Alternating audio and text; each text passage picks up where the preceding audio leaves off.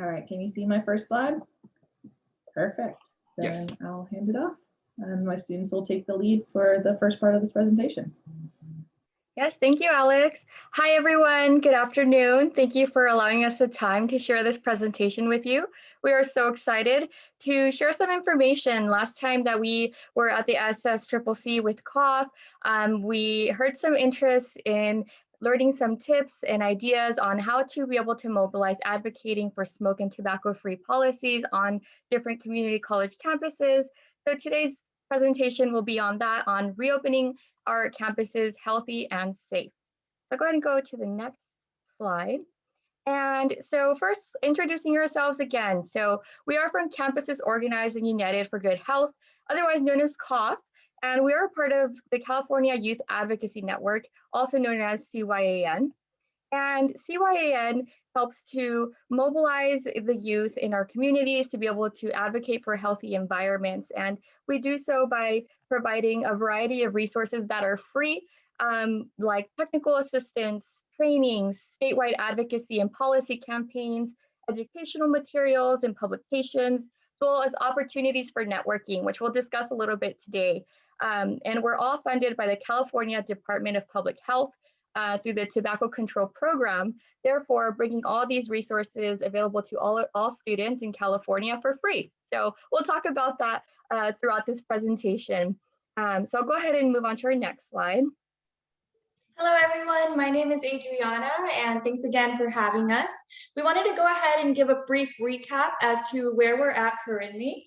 And thanks to all of you, on April 4th, 2020, the Smoke and Tobacco Free Community College Resolution was passed. So this is a great milestone and another step to help improve campuses in the public health and also supporting all students. So if you go on to the next slide, we're going to continue the recap. And to summarize, if you can go ahead and click one more time, there we go. We can see that all UCs and state schools have successfully passed 100% smoke and tobacco-free campus policies. And then all California community colleges have not all passed these policies yet. And however, in 2018, the California Community College Chancellor did send out a memo to all California community colleges encouraging for colleges that do not have these campus policies to go ahead and implement these policies.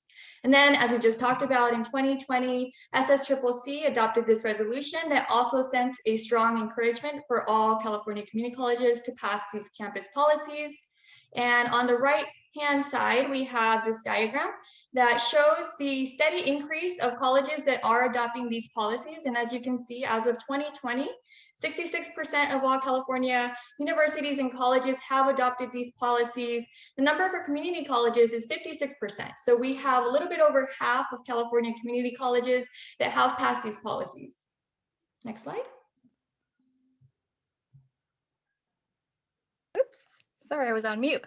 Okay, and so now that we're here, we know that we want to pass these policies on more campuses, especially our community college campuses that have not yet passed them. And let's talk about, why are these policies important? Why do we want them to get passed? And so as community college students, as well as community colleges in general, our goal is to prepare our students as much as possible to be prepared to handle their personal, academic, and career goals in the future, right? And it is worth noting, as we mentioned before, that UCs and state schools, which is where a lot of our students and community colleges are transferring to, have adopted these policies already, which means that students are going to be arriving to these institutions that have 100% smoke-free policies implemented. And it's also legally allowed for employers to adopt 100% smoke-free policies on their campuses. Therefore, we want to prepare our students to be as ready as possible to be able to succeed in whatever environment they choose to be in after community college. And so therefore, we want to go ahead and empower our students, both students who do not smoke and students who do smoke. So for students who do not smoke and students in general, to be able to prepare themselves and study in a healthy environment. And for students who do smoke, whether they choose to quit or not, because our goal is not to force anybody to quit, and that they are able to manage addiction to be able to succeed in environments that are 100% tobacco free. as well as for students who are ready to consider cessation, to be able to give them those opportunities as well through resources. And we'll talk about that a little bit as we move on. But of course, opening a healthy environment or healthy campus through the policies is going to set a strong precedent for the future, as our slide says, to succeed in the future more specifically. And now with COVID-19, now more than ever, this is more important than it has ever been. And we'll go ahead and move to the next slide, which gives a little bit of a diagram, a picture infographic with information. And basically, we have already gotten scientific studies that have shown that tobacco use makes COVID-19 symptoms increase in severity. Therefore, that's another reason why these policies are more important for us to advocate and to get these policies passed, because it's for the health of our students and for their success as they move on. Okay, and we also wanted to provide you with some tools and ideas on how to get started on your campuses, on how to build your community and build your network in order to start advocating for these policies. And we wanted to remind you that you are not alone. First of all, we're here. If you need any help and ideas and support, training, things like that, you're more than welcome to reach out to us. But also you have classmates in your school that you may not be aware are interested in advocating for these policies. And one way that you can find these students to join your network and community to advocate together is you can utilize your virtual classroom spaces. So this can be through email announcements to your class directly through Canvas or whatever it is that you're using, or also emailing your professor, asking them to give out a class announcement or allowing you to give a brief presentation or announcement at the beginning of your class, things like that, to say, I'm a student that's interested in stronger policies for our campuses, and it's important for the preparedness of students, and you're more than welcome to use any of the ideas that you've heard in this presentation as well. And you can also utilize your class servers such as Discord or Slack or any of those virtual platforms that you're using to communicate with your classmates. It's also a great way to reach students. You can also choose to present at campus clubs. For clubs that you're already a part of, you can simply ask them if you can give a brief announcement or presentation. But even for clubs that you're not a part of, you can go ahead and sometimes your campus websites have a list of active clubs. You can go ahead and email these clubs and let them know that you're a student advocate and that you are hoping that they will allow you to give a brief presentation. And in this opportunity, you can let them know we're recruiting students. If anyone's interested, you can pop in a link of an email or an application, and making sure that this is a simple application for students to easily be able to join these efforts. And it also helps if you can have like an added ask for the club. And one way you can do this is you can ask them for a letter of support. And in this way, it's going to help and advance your advocacy efforts as well.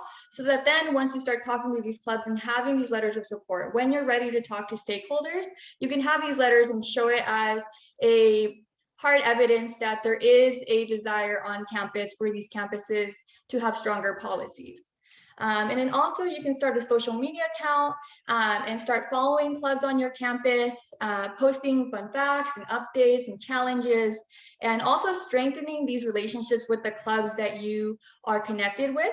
And one way you can do this is by promoting their events on your page and also having them promote your events on their page. And in this way, you're sharing followers, you're increasing traffic on your site, and you're also motivating students to get involved with the efforts that you're a part of.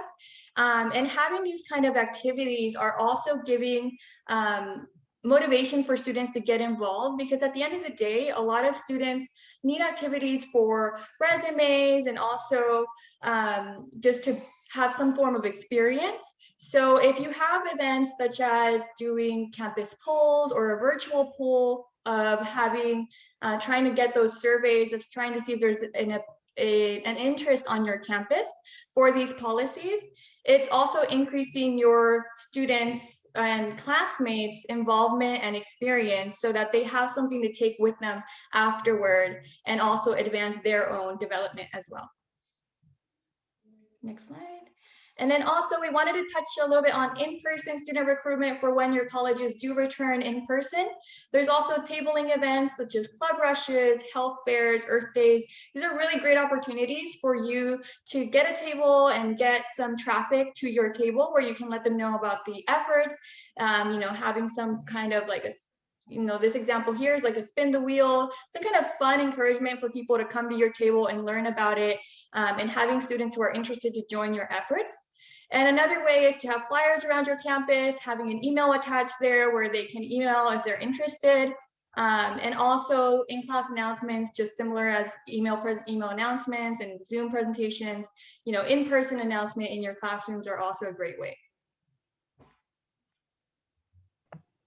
Alrighty, and so once you get to the point where, okay, I have students, or maybe it's still you, but you have this message, important message you want to get out there, but you're not quite sure how to get there. And so, of course, we want to help you to be able to kind of get a basic idea of how to get the message out there. And this can look differently depending on your style, but just to get you started. So you always want to start your message as friendly as possible. Welcome them. If it's at an event, like I'm so glad that you're here. I'm so excited to be able to share this advocacy efforts that we're a part of. We are trying to, and that's when you introduce your goal. So first step, introduce. What are you trying to do? So we're trying to pass 100% smoke and tobacco-free policies. And then you get to your next step, like, why do I even care about these policies? So you want to state your purpose. So we're trying to pass these policies because we're wanting to support our students who smoke and our students who do not smoke to prepare and meet their personal, academic, and career goals in a healthy environment. So, of course, you can style that in your own words, however it feels more natural for you. But you basically want to touch on the main point, which is we want to emphasize that we are trying to promote healthy environments for students who smoke and for students who do not smoke. Because it's really important to bring that home, because we want to make sure to emphasize that we are trying to support all students. We don't want any students to feel left out. We want to make sure all of our resources are benefiting all students on campus, regardless of whether they use tobacco or not. And then prepare for, you might be met with some opposition, some feedback, and you of course accept opposition and feedback. It will help you, and listen with empathy. And so kind of what this would look like is, first, understand that change really can be difficult. We're all can be in different stages of change, if you've ever heard of that before, where basically some people might be willing to listen while others might be completely, I don't want to listen, I have strong oppositions towards this. But keep in mind that listen to them, because if you listen to their feedback, it will help you understand why it is that there is such a strong opposition, or why there's opposition at all. And it might help you craft your message to be able to kind of bring that message to them in a better way. And so, for example, if you're having this conversation and they're saying, I'm sorry, I don't agree with this, or, whatever tone they're doing it in, then you'll say, okay. And so then you can ask, can I ask why you are opposed to this policy? Asking those questions. And then they might say, well, it's because I think students are going to be left out. I think students who are going to be using tobacco won't have their place in campus anymore. And so then I learned something that I didn't know before, right? Before I didn't know why they were against it. And now I know where they're kind of at, why they think that some students will be left out. So then I can let them know and say, don't worry, these policies, they are meant to support all students. In fact, through these policies, we are trying to advance resources for students to be able to manage addiction. If they choose not to quit tobacco, that's totally their choice. And it's just to be able to prepare for in case they are in another campus where there are policies where they can't smoke. But then for students who might want to quit, of course, also giving them that option. So it will support students. The goal is to support students all around. So something like that, where you can be able to craft your message to meet that student or that person where they're at, right? Because their points are valid and can help you be able to kind of meet them at a more personal level. And so again, kind of similar to that, you want to begin a constructive conversation where you are asking open-ended questions. Because if you just say yes or no, a yes or no question, the conversation will end there and okay, they just said no. But if you ask an open-ended question, can I ask you why? You can get more information that will help you connect better. And then now moving on to the next slide. And then of course, be prepared to share your resources. We want to make sure that we share our information and help more students and individuals be able to have information accessible to them. And so that's distributing relevant resources, of course, supporting individual needs. And here are some ideas where maybe for a student who says, that they are trying to quit tobacco and they're kind of open to that possibility, then might be cessation resources. This is what we have available, and this is where you could go, right? And then maybe for somebody who is like, oh, I'm not sure, I'm on the fence as to how I feel about this policy, or I'm interested, I want to learn more, then that would be, yeah, of course. So this is going to be updated research, updated information on why this policy is beneficial. And then of course, if students are ready to help with advocacy or want to get involved with advocacy, then make it easy for them, right? Kind of similar to the recruitment ideas we shared, where it's, how can I express that support? So then you can say, join this link, or, we have meetings this, and this day, take this flyer or something like that, have that information available. And the last step, and I think this is a really important point, where it's encourage individuals to be empowered in their own decision making.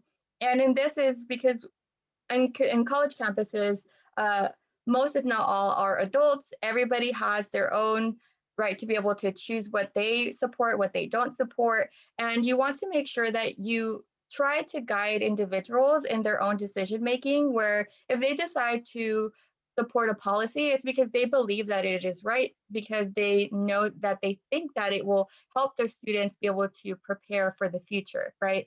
Where no one feels forced or, might be able to kind of form like a sort of like a resentment because they felt like that they had to say yes, but they don't actually agree, right? So be able to promote people to be able to kind of consider that. And that's where the conversations come in, where we can meet individuals wherever they're at in their own decisions to be able to make their individual decision making and according to the policy. Yeah.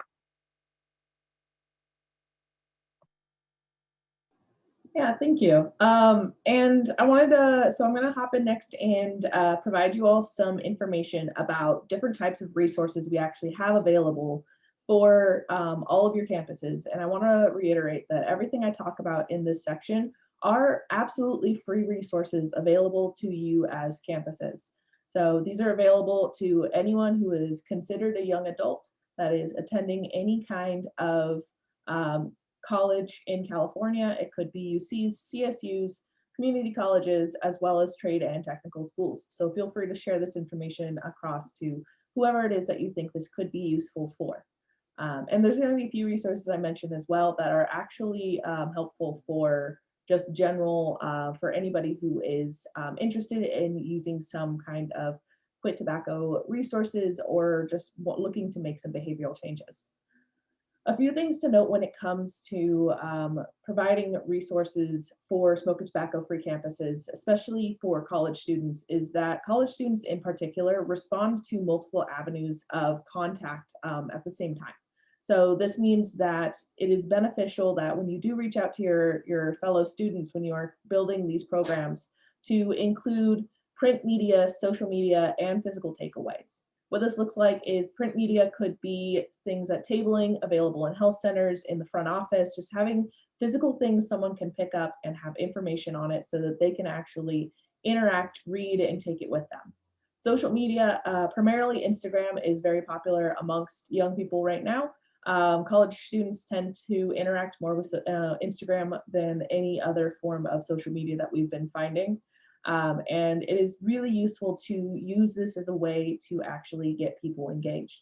The other thing that's been found most recently is that folks tend to respond best to real pictures. So pictures of people rather than a cartoon or anything like that. So if you're going to be crafting some social media messages, make them real, make them something that you can really connect with.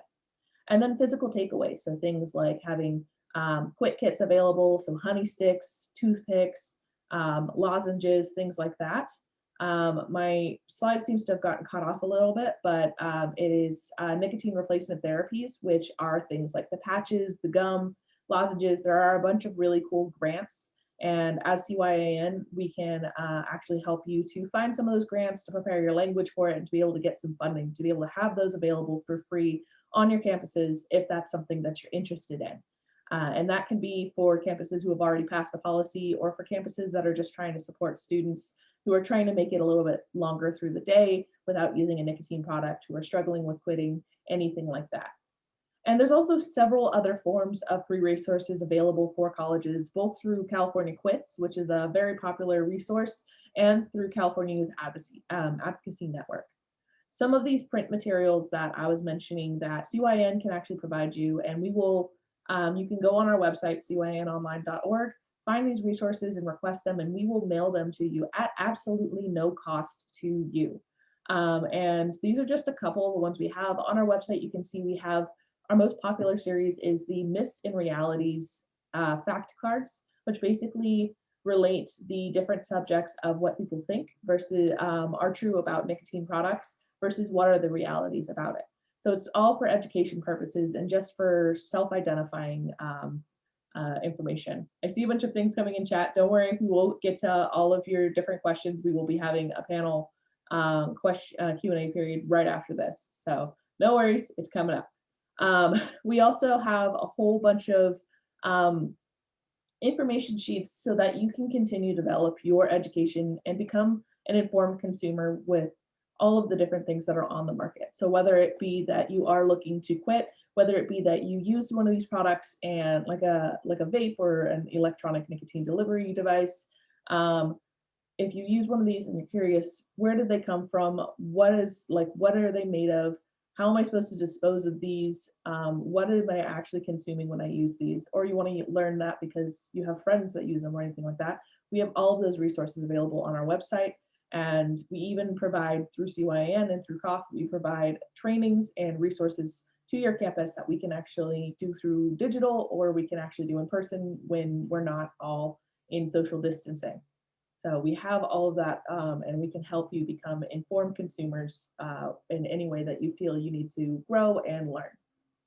We also have great support options for nicotine quitting.